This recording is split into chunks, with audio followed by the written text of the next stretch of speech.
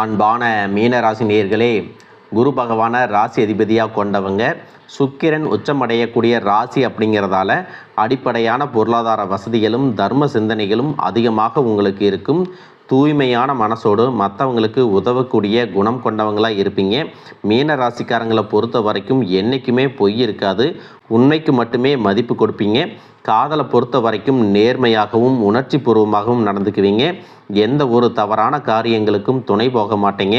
தன் மேலே அன்பு செலுத்தக்கூடியவங்க கிட்ட ரொம்பவே பாசமாக நடந்துக்குவீங்க, மென்மையாக பேசுவீங்க. குடும்பத்தை பொறுத்த வரைக்கும் எப்படிப்பட்ட சூழ்நிலையாக இருந்தாலும் எல்லார்கிட்டையும் விட்டு கொடுத்து போகக்கூடிய அமைதியான சுபாவம் கொண்டவங்களாக இருப்பீங்க. நல்ல அறிவுத்திறனும் தொலைநோக்கு பார்வையும் கொண்டவங்களாக இருப்பீங்க. தாம் பழகிற எல்லார்கிட்டையும் எந்த ஒரு பாரபட்சமும் பார்க்க மாட்டீங்க. ஒருத்தர் நல்லது செய்கிறாங்கன்னா பாராட்டி பேசுவாங்க. அதுவே அவங்க தப்பாக பேசுகிறாங்க, தப்பாக நடந்துக்கிறாங்க அப்படின்னா அந்த தவறுகளை சுட்டி காட்டி இது மாதிரி விஷயங்களை செய்ய வேண்டாம் அப்படின்னு நேருக்கு நேர் சொல்லக்கூடிய தைரியம் படைத்தவங்களாக இருப்பீங்க. தன்கிட்ட பழகிற எல்லாரையும் முழுசாக நம்பக்கூடிய குழந்தை மாதிரி மனம் படைத்தவங்களாக இருப்பாங்க. மற்றவங்க தனக்கு கெட்டதையே செஞ்சாலும் அவங்களும் நல்லா இருக்கணும் அப்படின்னு நினைக்கக்கூடிய தூய்மையான உள்ளம் படைத்தவங்களாக இருப்பாங்க.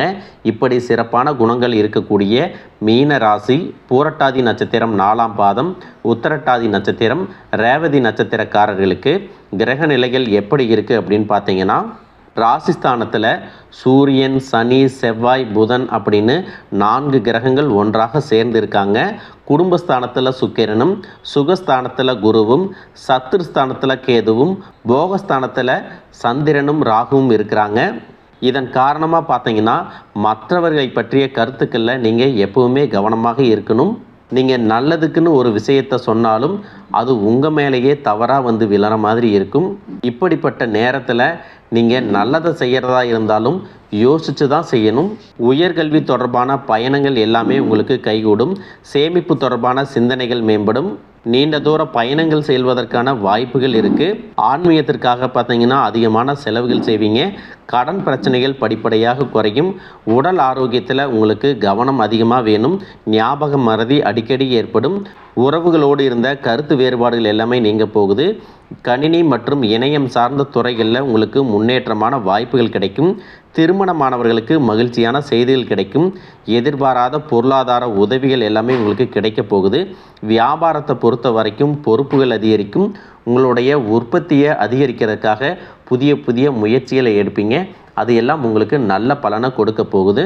தொழில் மற்றும் வேலை செய்யக்கூடிய இடத்துல உங்களுடைய வளர்ச்சி மற்றும் முன்னேற்றத்தை பார்த்து பொறாமைப்படக்கூடிய நபர்களால் வேலையில் மறைமுகமான எதிர்ப்பை சந்திப்பீங்க. சக ஊழியர்கள் ஆதரவாக இருக்க மாட்டாங்க. அதே போல் உங்களுக்குன்னு ஒப்படைக்கப்பட்ட பொறுப்புகளை நீங்கள் தனி கவனம் எடுத்து செய்கிறது ரொம்பவே நல்லது. அலுவலக கோப்புகளாக இருந்தாலும் சரி, பணம் மற்றும் சில ரகசியங்களை வெளியே சொல்லக்கூடாது. மேலும் வண்டி வாகனங்கள் பழுதாகி அதற்கு அதிகமான செலவுகளை செய்வீங்க. உங்களுடைய தோற்றத்திற்காகவும் ஆடைகள் மற்றும் ஆடம்பர பொருட்களுக்காக கொஞ்சம் பணத்தை செலவு பண்ணுவீங்க. அதனால் நீங்கள் பணத்தை செலவு செய்யும் பொழுது அத்தியாவசிய தேவைகளுக்கு செலவு செய்கிறோமா அப்படிங்கிறதுல கூடுதலான கவனம் செலுத்தணும். ஆனாலும் இந்த 3 மாதங்களாக உங்களுக்கு பெருசாக எந்த ஒரு விஷயங்களும் நடக்கலை. இது நாள் வரைக்கும் உங்கள் வாழ்க்கையில் நடந்த சில சம்பவங்கள், ஏமாற்றங்கள், துரோகங்கள் எல்லாமே ஒரு பெரிய படிப்பினையை கொடுத்திருந்தாலும் சில விஷயங்களை எல்லாம் இன்ன வரைக்கும் உங்களால் ஜீரணிக்கவே முடியலை. அதனாலேயே நிறைய நேரங்களில் மனசு வெறுத்து போய் இந்த வாழ்க்கையில் இதுக்கு மேலே நான் அனுபவிக்கிறதுக்கு என்ன இருக்குது அப்படின்னு எதிர்மறையான எண்ணங்கள் உங்களுக்கு அதிகமாக வரும். மற்றவங்களுக்காக நான் அனுபவித்ததெல்லாம் போதும், இதுக்கப்புறமாவது எனக்கு பிடித்த மாதிரி வாழ்க்கை அமையுமா அப்படிங்கிற ஒரு கேள்விக்குறியோடு தான் நீங்கள் நின்றுட்டுருக்கிறீங்க. எவ்வளவு கஷ்டப்பட்டதுக்கு அப்புறமும் ஒரு லட்சியத்தோடு நீங்கள் செய்யக்கூடிய ஒவ்வொரு விஷயத்தை கெடுக்கிறதுக்கும், உங்களுடைய முன்னேற்றத்தை தடுக்கிறதுக்கும், உங்களை அவமானப்படுத்துறதுக்கும் இங்கே நிறைய பேர் கூடவே இருந்துட்டு முயற்சி பண்ணிட்டு தான் இருக்காங்க. ஆனாலும் அவங்களுடைய சதிகளையும் சூழ்ச்சிகளையெல்லாம் தாண்டி இப்போ வரைக்கும் ஓரளவுக்கு நீங்கள் நல்லா இருக்கீங்க அப்படின்னா உங்ககிட்ட இருக்கக்கூடிய நல்ல எண்ணங்களும் கடவுள் பக்தியும் இது வரைக்கும் நீங்கள் செஞ்ச தர்ம காரியங்களும் தான் உங்களை காப்பாற்றிட்டு இருக்கு. இதுக்கு முன்னாடி நல்ல நண்பர்களாக இருந்திருப்பாங்க, நல்ல உறவுகளாக இருந்திருப்பாங்க. அவங்களே தன்னோட சுயநலத்துக்காக துரோகங்களை எல்லாம் செஞ்சு உங்களுடைய வாழ்க்கையை கெடுக்கணும் அப்படின்னு நினைக்கும்போது இந்த உலகத்தில் யார் நல்லவங்க யார் கெட்டவங்க யாரை நம்புறது அப்படிங்கிறது தெரியாமல் தான் நீங்கள் புலம்பிகிட்ருக்கீங்க. ஒரு வகையில் இந்த மாதிரி விஷயங்கள் உங்களுக்கு கஷ்டத்தை கொடுத்தாலும் இப்போவாவது இவங்க நம்ம மேலே எவ்வளவு பொறாமையோடவும் வன்மத்தோடவும் இருக்கிறாங்க அப்படிங்கிறத ஓரளவுக்கு நீங்கள் புரிஞ்சிருப்பீங்க. இது எல்லாமே தெரிஞ்சும் கூட நீங்கள் என்னமோ பண்ணுங்க, எத்தனையோ நல்லது செஞ்ச எனக்கு மனசாட்சிக்கு விரோதமாக தப்பு செய்கிறீங்க அப்படின்னா அந்த கடவுள் உங்களுக்கு நிச்சயமாக மிகப்பெரிய தண்டனையை கொடுப்பார் அப்படின்னு தான் கடவுள்கிட்ட உங்களுடைய வேண்டுதலையெல்லாம் வச்சுட்டு கடந்து போயிட்டுருக்கீங்க. இப்போ இருக்கக்கூடிய சூழ்நிலையில் தான் உண்டு தாம் வேலை உண்டு அப்படின்னு தான் இருக்கிறீங்க. இருந்தாலும் உங்களுடைய கஷ்டத்தையும் கண்ணீரையும் மற்றவங்களுக்கு தெரியாத மாதிரி தான் பார்த்துட்ருக்கிறீங்க. உங்களுடைய வாழ்க்கை உங்களை எப்படி புரட்டி போட்டாலும் முடக்கி வச்சாலும் நீங்கள் எப்பவும் போல் சாதாரணமாக இருக்கிறதுனால உங்களை சுற்றி இருக்கிறவங்க எல்லாருமே இவங்களுக்கு என்னப்பா ஜாலியான வாழ்க்கை வாழ்கிறாங்க, இவங்ககிட்ட என்ன குறை அப்படின்னு சொல்லுவாங்க. ஆனால் மனசில் நிம்மதி இல்லாமல் சரியாக சாப்பிட முடியாமல் அவ்வளவு ஏங்க நிம்மதியாக தூங்க முடியாமல் கூட நீங்கள் எவ்வளவு கஷ்டப்படுறீங்க அப்படிங்கிறது உங்களுக்கும் அந்த கடவுளுக்கும் மட்டும்தாங்க தெரியும். இந்த மாதிரி உங்கள் வாழ்க்கையில் திடீர்னு ஒரு பிரச்சனை, உடம்பு சரியில்லை, ஹாஸ்பிட்டலில் பெருசாக செலவு வந்துருச்சு, குடும்பத்தில் அவசர தேவைக்கு பணம் பத்தலை, பிஸ்னஸில் லாஸ் ஆயிடுச்சு அப்படின்னு உங்கள் வாழ்க்கை முடங்கிருச்சுன்னா கூட நின்று உங்களுக்கு உதவி செய்கிறதுக்கோ ஆறுதலாக 4 வார்த்தை பேசுகிறதுக்கோ அவ்வளவு ஏங்க திரும்பி பார்க்கக்கூட உண்மையான ஆள் கிடையாது. ஆனால் நீங்களாவே ஏதோ தட்டு தடுமாறி எந்திரிச்சு நிற்கிறப்போ உங்களை குறை சொல்கிறதுக்குன்னே நிறைய பேர் தேடி வருவாங்க. உங்கள் சொந்தக்காரங்க தெரிஞ்சவங்க அப்படின்னு எல்லாரும் தேவைக்கு மட்டும்தான் உங்களை பயன்படுத்திக்கிறாங்க. இதையெல்லாம் தெரிஞ்சதுக்கு அப்புறமும் மறுபடியும் அவங்களுக்கெல்லாம் உதவி செஞ்சு ஏமாறக்கூடியவங்களாக தான் நீங்கள் இருக்கீங்க. இந்த வாழ்க்கையில் எப்படியாவது முன்னேறிடணும் அப்படிங்கிறதுக்காக தினம் கஷ்டப்பட்டு உழைக்கிறீங்க. இது நாள் வரைக்கும் என்னுடைய மனசாட்சிக்கு தெரிஞ்சு நான் யாருக்கும் எந்த கெடுதலையும் கஷ்டத்தையோ துன்பத்தையோ கொடுத்ததில்லை. எனக்கு மட்டும் ஏன் இந்த வாழ்க்கையில் இப்படி நடக்குது அப்படின்னு ஆதங்கப்படுறது உண்மைதாங்க. என்ன இருந்தாலும் உங்களுக்கு இவ்வளவு கஷ்டங்கள் ஆகாது. இந்த மாதிரி பிரச்சனைகள் உங்கள் வாழ்க்கையில் வரும், கொஞ்ச நாளுக்கு அப்புறம் அது போயிடும். நிறைய நேரங்களில் பார்த்தீங்கன்னா உங்களால் எந்த பிரச்சனைகளும் வராது, ஆனால் உங்களை சுற்றி இருக்கிறவங்க மூலம் தான் உங்களுக்கு நிறைய பிரச்சனைகள் வருது அப்படிங்கிறத இப்போவாவது கொஞ்சம் புரிஞ்சிருப்பீங்க. இவ்வளவு நடந்ததுக்கப்புறம் இனி என் வாழ்க்கை மாறுமா அப்படின்னு நீங்கள் கேட்குற கேள்விகளுக்கெல்லாம் பதிலாக தாங்க இனி வரக்கூடிய கிரக நிலைகள் மற்றும் அதன் இயக்கத்தின் காரணமாக உங்களுக்கு நல்ல பலன்கள் எல்லாமே கிடைக்க போகுதுங்க. இது நாள் வரைக்கும் நடந்த கெட்ட விஷயத்தை எல்லாம் விட்டுருங்க. இனி வரக்கூடிய நாட்களில் உங்களுக்கு எந்த மாதிரி நன்மைகள் கிடைக்க போகுது அப்படிங்கிறத பற்றி தான் இந்த வீடியோ பதிவில் பார்க்க போகிறோம். முதலாவதாக மீன ராசியில் இருக்கக்கூடிய சனி பகவான் உங்களுக்கு ஆரம்பத்தில் சில தடைகளை கொடுத்திருந்தாலும் இந்த வருடத்தின் இறுதிக்குள்ளே உங்களுக்கு நல்ல பலன்களை எல்லாம் கொடுக்க போகிறாரு, தடைகளை எல்லாம் விலக்க போகிறாரு. இதன் மூலமாக பொருளாதார ரீதியாக உங்களுக்கு நல்ல முன்னேற்றம் அப்படிங்கிறது விரைவிலேயே ஏற்பட போகுது. அடுத்ததாக பார்த்தீங்கன்னா சுக்கிர பெயர்ச்சி. மேச ராசியில் இருக்கக்கூடிய சுக்கிரன் ஆரம்பத்தில் சூரியனோட சேர்ந்து சுக்கிர ஆதித்ய யோகத்தையும் கொடுக்க போகிறாங்க. இதன் மூலமாக உங்களுக்கு நல்ல வேலை வாய்ப்பு, அதில் பதவி உயர்வு மற்றும் அதிகாரம் செலுத்தக்கூடியவர்களுடைய நட்பு உங்களுக்கு கிடைக்கும். நீங்கள் செல்வத்தை சேர்க்கணும் அப்படிங்கிறதுக்காகவே நகைகளுடைய விலை குறையும், புதிதாக வீடு வாகனங்கள் எல்லாமே வாங்குவீங்க. ஆரம்பத்தில் பொருளாதாரத்தில் ஏற்ற இறக்கங்கள் இருந்தாலும் இந்த வருடம் முடியும் பொழுது குறிப்பிட்ட அளவுக்கு நீங்கள் சொத்து சேர்த்து வச்சுருப்பீங்க. ஜூன் மாதத்தில் குரு பகவான் மிதுன ராசியிலிருந்து தன்னுடைய உச்ச ராசியான கடக ராசிக்கு போகும் பொழுது கஜகேசரி யோகமும் உண்டாக போகுது. இந்த நேரத்தில் உங்கள் நிதி நிலைமை ரொம்பவே முன்னேற்றமாக இருக்கும். குழந்தை பாக்கியம் இல்லை அப்படின்னு கவலைப்பட்டு இருந்தவங்களுக்கு நிச்சயமாக குழந்தை பாக்கியம் உருவாகும். அவங்களுடைய உடல் நலனில் எவ்வளவு பிரச்சனைகள் இருந்தாலும் அதையெல்லாம் சரி செஞ்சு இந்த பாக்கியத்தை அடைய போகிறாங்க. அவங்க குடும்பத்திலையும் மனதிலும் மிகப்பெரிய மகிழ்ச்சி நிரந்தரமாக இருக்க போகுது. படிக்கக்கூடிய மாணவர்களுக்கும் கல்வி ரொம்பவே சிறப்பாக இருக்க போகுது. அடுத்ததான் நவம்பர் மாதத்தில் ஏற்படக்கூடிய ராகு கேது பெயர்ச்சியில் குடும்பம் மற்றும் தொழிலில் திடீர் மாற்றங்களும் திருப்பங்களும் ஏற்பட போகுது. நீண்ட நாளாக நிறைய பேர் உடல்நலம் சார்ந்த பிரச்சனைகளில் முடங்கி கிடந்திருப்பாங்க, நடக்கிறதுக்கே ரொம்ப சிரமப்பட்டிருந்திருப்பாங்க. அந்த பிரச்சனை எல்லாமே முழுவதுமாக நிவர்த்தியாக போகுது. கடந்த காலகட்டங்களில் உங்களுக்கு நல்லதொரு வேலை கிடைச்சிருக்காது. குடும்ப கஷ்டத்திற்காக குறைவான சம்பளத்தில் பிடிக்காத வேலையை செஞ்சுட்டு இருந்திருப்பீங்க. உங்களை பொறுத்த வரைக்கும் பிஇ படிச்சிருப்பீங்க, டிகிரி படிச்சிருப்பீங்க. சில பேர் தன்னுடைய கல்வி தகுதிக்கு சரியான வேலை கிடைக்கல அப்படின்னு ரொம்பவே ஆதங்கப்பட்டு இருந்திருப்பீங்க. வரக்கூடிய நாட்களில் நீங்கள் சரியான முயற்சிகளை எடுத்தீங்க அப்படின்னா அரசாங்க வேலைக்கு நீங்கள் முயற்சி பண்ணாலும் உங்களுக்கு அரசாங்க வேலை கிடைக்கும். பேங்க் வேலையோ, ஐடி கம்பெனியோ, அது தனியார் நிறுவனங்களோ உங்களுக்கு மனசுக்கு பிடிச்ச மாதிரி நல்ல வருமானத்தோடு வேலை கிடைக்கக்கூடிய சூழ்நிலையும் இருக்குது. மேலும் கணவன் மனைவிகளில் பார்த்தீங்கன்னா நல்ல அந்யோன்யம் இருக்க போகுது. இது வரைக்கும் இருந்த மன கஷ்டங்கள் எல்லாம் நீங்கி ஒற்றுமையோடு இருக்க போகிறாங்க.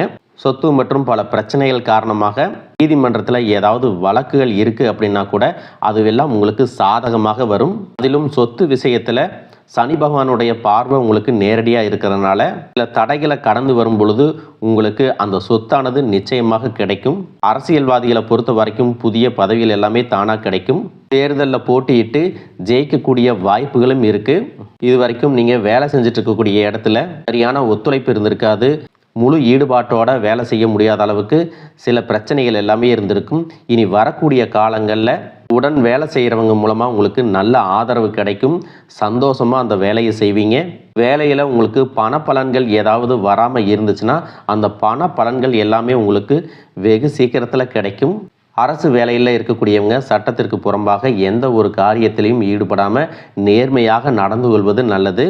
பொது வாழ்க்கையில் இருக்கிறவங்களுக்கு நீங்கள் எதிர்பார்த்ததை விட மிகப்பெரிய நிலையை அடைய போகிறீங்க. தொழிலில் தடைகள் ஏதாவது இருந்துச்சுன்னா அந்த தடைகள் எல்லாம் விலகிறது மட்டும் இல்லாமல் புதிய கிளைகளையும் தொடங்குவீங்க. உங்களுடைய உற்பத்தி அதிகரிக்கும். தொழிலை விரிவு செய்வீங்க. வரக்கூடிய நாட்களில் உங்களுக்கு விற்பனையும் அதிகமாகும். ஏற்றுமதி இறக்குமதியில் எல்லாம் உங்களுக்கு நல்ல லாபம் கிடைக்கும். நீங்கள் செய்யக்கூடியது சின்ன தொழிலோ பெரிய தொழிலோ அதுவெல்லாம் உங்களுக்கு நல்ல வளர்ச்சியை கொடுக்கும் அப்படிங்கிறத நீங்கள் ஞாபகம் வச்சுக்கோங்க. இனி வரக்கூடிய காலங்கள் எல்லாமே உங்களுடைய கனவுகளை நிஜமாக்கக்கூடிய நாட்களாக இருக்க போகுது. குடும்பத்தில் முன்னேற்றமும் பொருளாதாரமும் கிடைக்கும் பொழுது உங்களுடைய சுய ஒழுக்கத்தில் நீங்கள் ரொம்பவே கவனமாக இருக்கணும். பேசக்கூடிய வார்த்தைகள், பழகக்கூடிய நபர்கள் எல்லார்கிட்டையும் எந்த ஒரு இடத்துலையும் தான் அப்படிங்கிற கர்வத்தை மட்டும் நீங்கள் வச்சுக்க கூடாது. மற்றவர்களை குறையாக பேசுகிறதோ, மட்டம் தட்டி பேசுகிறதோ, அதை காயப்படுத்துகிற மாதிரி பொது இடங்களில் பேசிடக்கூடாது. நீங்களும் சரி, உங்களை சுற்றி இருக்கிறவங்களும் சரி, எப்பவுமே பாசிட்டிவான எண்ணங்களில் இருக்கணும். அப்படின்னா எதிர்காலத்திற்கான நல்ல திட்டமிடுதல் எப்பவுமே அவசியம். அதனால் நீங்கள் எந்த ஒரு விஷயத்தை செய்யும் போதும் எதிர்காலத்தில் இது எனக்கு எந்த மாதிரியான பலன்களை கொடுக்கும் அப்படிங்கிறத மனசில் வச்சுக்கிறதும் அவசியம்.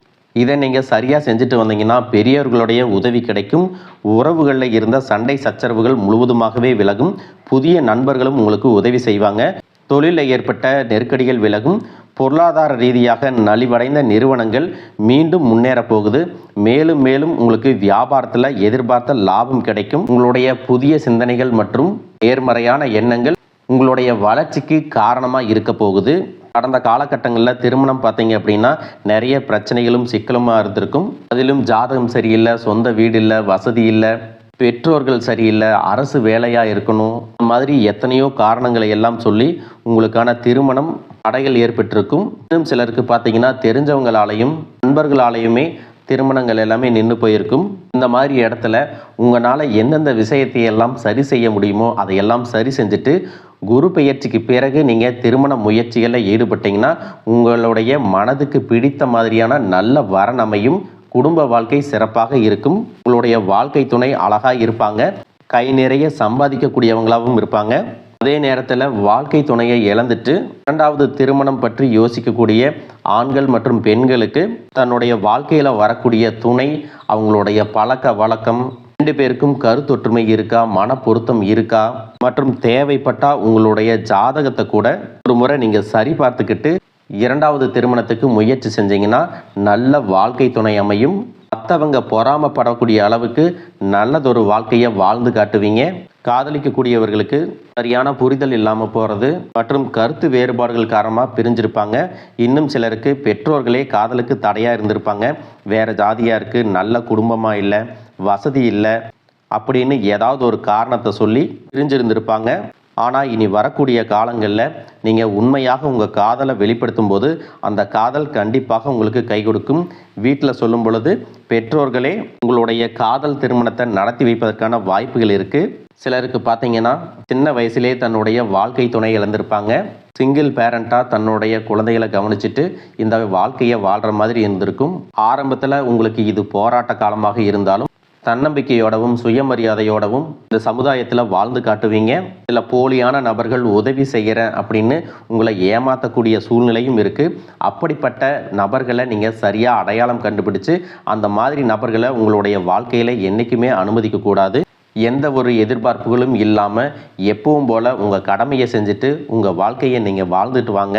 உங்களோட குலதெய்வமும் கிரக நிலைகளும் உங்களுக்கு துணையாக இருக்குது. இப்போ நீங்கள் எடுத்து வைக்கக்கூடிய ஒவ்வொரு அடியும் எதிர்காலத்தில் உங்களை வாழ்க்கையின் உச்சத்தில் கொண்டு போய் வைக்கும் அப்படிங்கிறத மட்டும் நீங்கள் எப்பவுமே நினைவு வச்சுக்கணும்.